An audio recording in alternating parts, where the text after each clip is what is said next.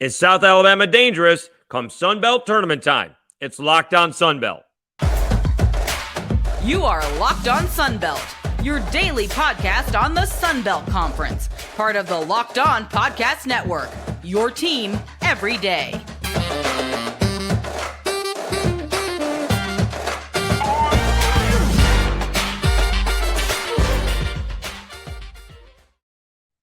Welcome back to another edition of Locked On Sunbelt. I'm your host, Dave Schultz. It is Locked On Sunbelt, your team every day. So a little bit of an odd scheduling quirk. South Alabama plays a Monday night out-of-conference game against Hartford. Hartford ranked basically last in the net rankings, although they played pretty well against South Alabama. South Alabama pulling away at the end, 77-53. South Alabama has now won 5 of their last 6 ball games, and oddly enough, I was told tonight South Alabama has led every single minute of those games except for a minute 37, which was against Troy, and that's where the loss comes in. But can South Alabama be dangerous come Sun Belt tournament time? The team has not played up to expectations this year. Kevin Samuel has not been quite as dominant, although he does seem to be a walking double-double. Isaiah Moore has got to be more than expected. He's been outstanding, one of the leading scorers in the Sun Belt. Greg Parham has flat out struggled. Greg Parham he was coming on at the beginning of December. First 3 games in December, he had 15 3-pointers. In the 16 games since, he's had 14. So he had 15 over 3 games. He's had 14 3-pointers over the last 6 and has only hit, I think, 2 3-pointers a couple of times in that time. Turbo Jones has been pretty good, probably not quite as good as hoped for. And Owen White is probably a little bit better defensively than he has been offensively, but he's starting to come on as well. They certainly can't play any better than they did on Saturday against App State, and you do have a little bit of a letdown factor when you're playing a quick ball game against a team that is not expected to be very good. In Hartford, they're transitioning from Division I to Division III, and they are, again, last in the net rankings. And you have Southern Miss coming in on Thursday. So, trap game, letdown game for South Alabama. But can they be this potential dangerous team? And I would tell you they could be. I think they absolutely could be with the guys that they have, because all they do need, and it's easier said than done, they need 1 extra guy, if not 2, if we're counting on Kevin Samuel and Isaiah Moore. All right, Isaiah Moore, 20 points, 10 of 16 shooting against Hartford. He's been fantastic. Kevin Samuel in 28 minutes, 13 points, 10 rebounds. All right, Greg Parham was an inefficient-ish, 6 of 12 from the floor, but only 1 of 5 from 3. He had 13 points. But if you can get, again, a Greg Parham, an Owen White, a Turbo Jones to get into double figures, if they can get anything off the bench, all of a sudden, maybe Judah Brown. He actually came off the bench on Monday. He was in the starting lineup for about 3 straight games, but they went to Parham against Hartford. Then you could be dangerous. And again, just look at the teams that they've played. They played Southern Miss close. They played the Raging Cajuns close. They played Coastal on the road close, although Coastal is, towards the bottom of the standings. And they didn't play very well. The one game they didn't play very well in was the Old Dominion ball game, although they had a chance to win that ball game too. They were leading that ball game before it slipped away, and then Greg Parham actually had a shot at the end to win it. But even following the game, Richie Riley had mentioned that even if we win the game, we just didn't play very well. We would have won, yay, but we need to play better, and they have been playing better. And maybe that's the ball game that's turned it around, to be honest with you, because Richie came in there and was really shook up about the way this team had been playing, because they had lost some games in a row. And maybe that's the ball game that started to turn it around. because, that was it. Because that was their fourth straight loss. All of the three other ball games, they had played well. Southern Miss and the Cajuns being two of the top teams. Coastal, not that good, but they could have won that ball game and had a shot at the end. And it's on the road, and any road victory is a good victory. But they lost that ball game. But then they had a stinker against Old Dominion. Just didn't play very well at all against Old Dominion. And Old Dominion, who led most of the ball game, although I think pretty sure that South Alabama actually took a late lead in the second half, but couldn't put it away as they tried to steal one. Let's see here. They had, I thought they took the lead. I'm seeing 59-58. They took a 62-61 lead on two Turbo Jones free throws. Isaiah Moore made a layup, making it 64-63. And then Parham fouled Old DU, and I don't think they got a good shot off down by one. They did get a shot to have a chance to win it down by two. But they had a late lead. They just didn't play very well. They can be a very dangerous team, and they haven't played Marshall, but they played Southern Miss tough, and they played the Cajuns tough. Now, having said that, they do need to win. I don't know if they can win 3 out of 4, but they definitely need to beat Monroe, and they probably need to plan on beating Texas State to avoid having to play on the first day of the tournament. They need a single bye to make a run in this tournament. I don't think one team is going to do it from the bottom of the standings, playing 5 games in 7 days. But if somehow that they can avoid that, they got a shot. And certainly if they win more than 3 out of 4 games, if they win 3 out of 4, that means they've beaten Southern Miss or the Cajuns. And if they win more than that, if they win all 4, they'll be feeling pretty good about themselves. Again, they're not getting a double bye at all.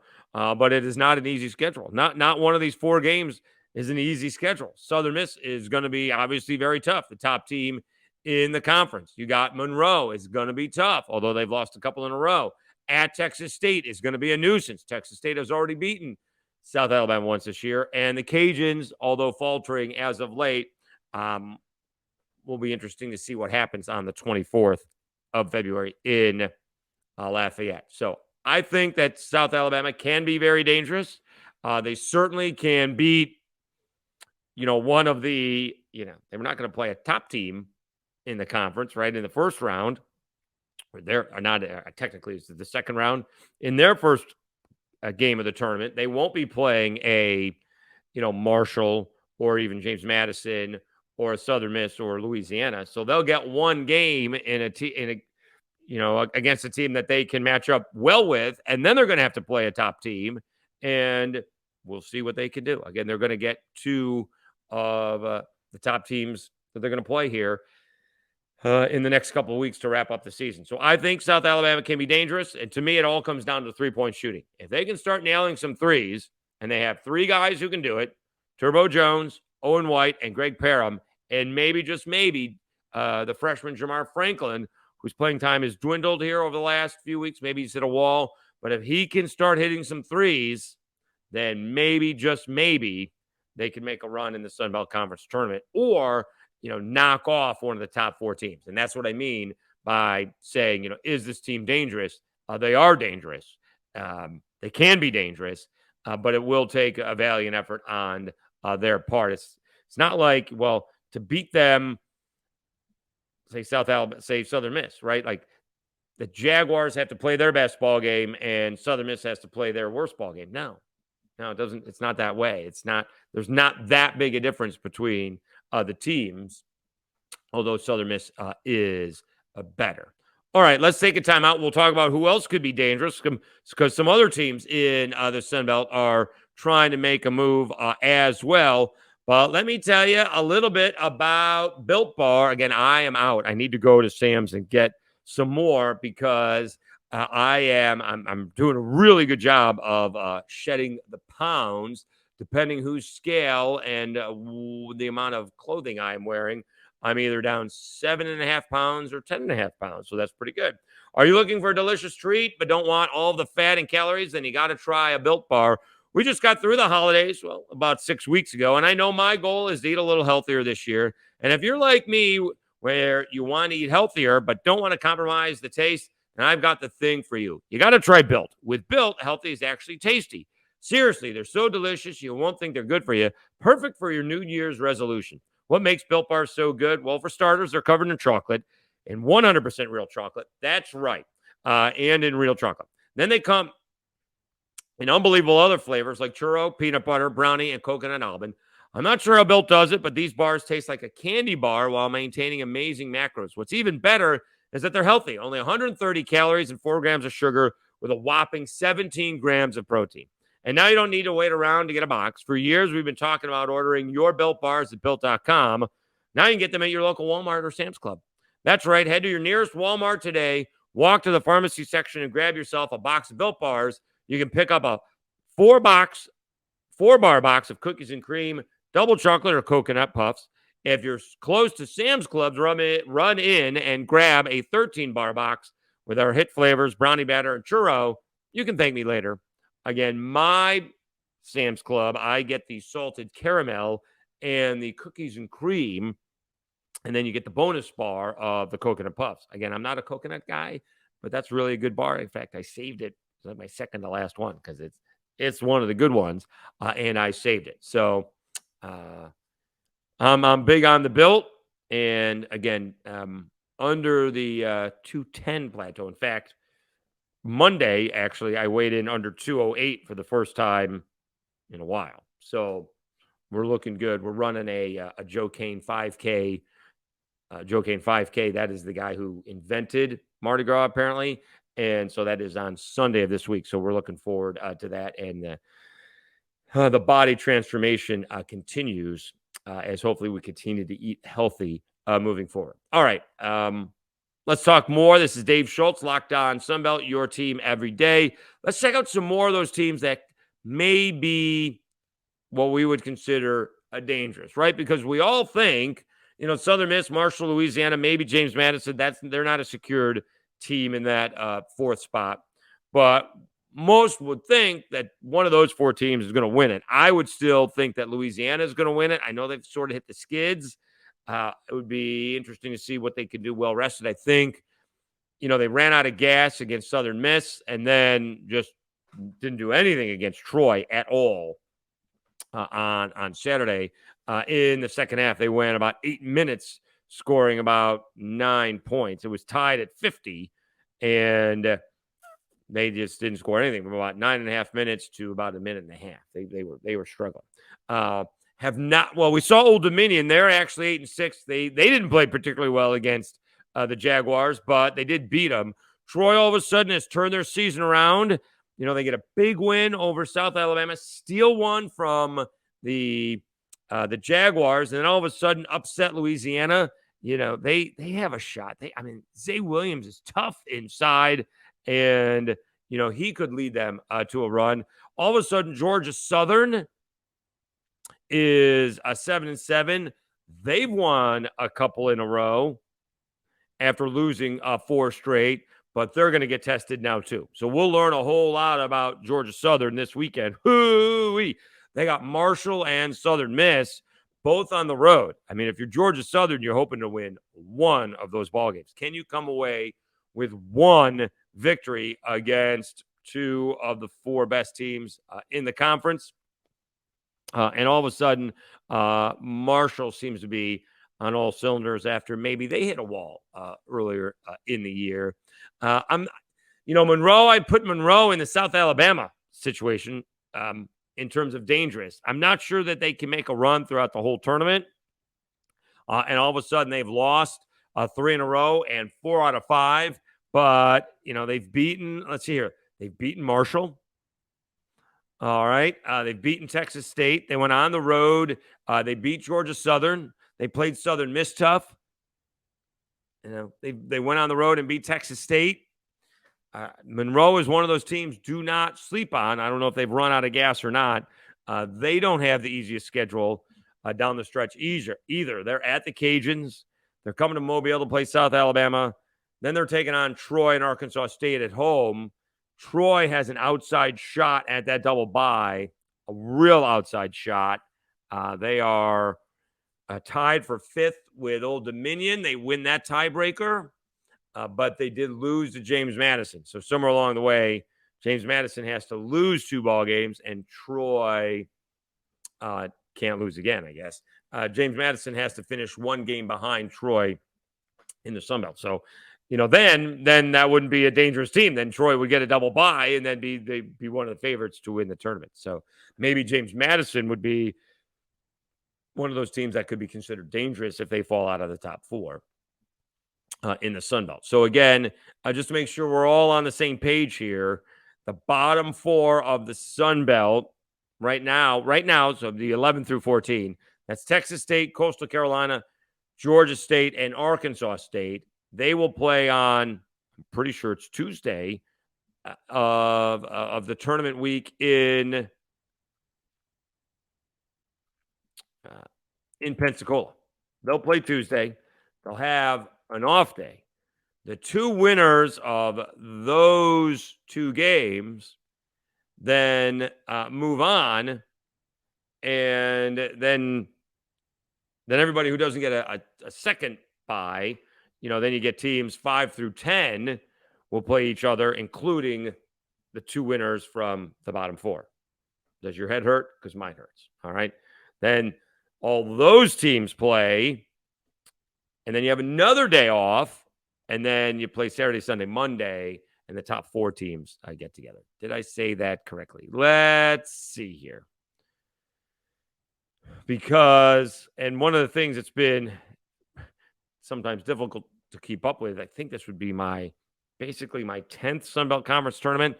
I'm not sure they've had the same rules 3 years in a row.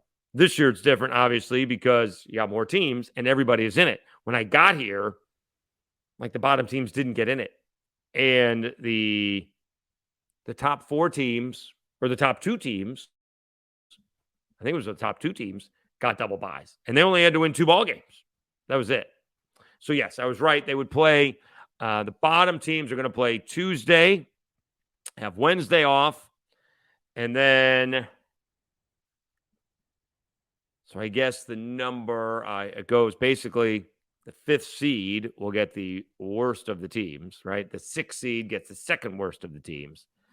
And then we go on from there. So at one point in time, if South had not lost to Troy, boy, you're looking at it at a chance to be, as high as a 5 seed, as high as a 6 seed. Now, you may not get that benefit of the doubt. So trying to avoid a number 1 or number 2 seed, I guess, on that Saturday matchup. But that's something to worry about later on.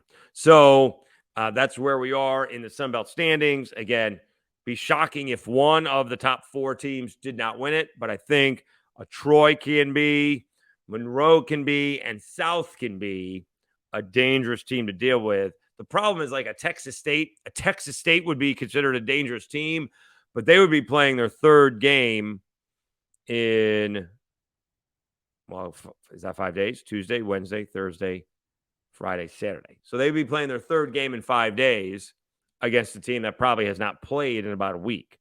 So there could be a little bit of over-rested, if that makes sense, to having played some and in rhythm.